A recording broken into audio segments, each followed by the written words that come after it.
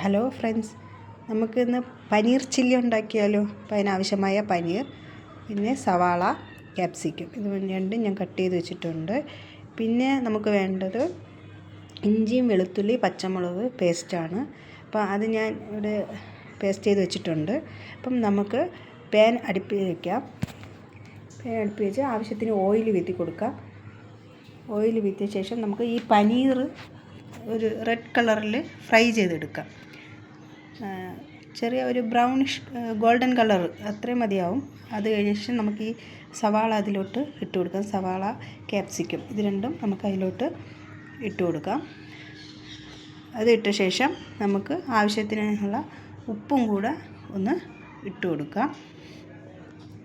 ആവശ്യത്തിന് ഇട്ട് കൊടുക്കുക, ഉപ്പ് ഇട്ട് കൊടുക്കുക ആവശ്യത്തിന്. അതിന് ശേഷം നമുക്ക് ഇഞ്ചി വെളുത്തുള്ളി പച്ചമുളക് അപ്പോൾ നമ്മൾ അത് പേസ്റ്റ് ചെയ്ത് വെച്ചിട്ടുണ്ട്. അതിനെ നമുക്ക് ഇതിലോട്ട് ഇട്ട് കൊടുക്കാം. അത് പച്ചമണം മാറുന്നവരെ നമ്മൾ ഇത് ഇളക്കി കൊടുക്കുക.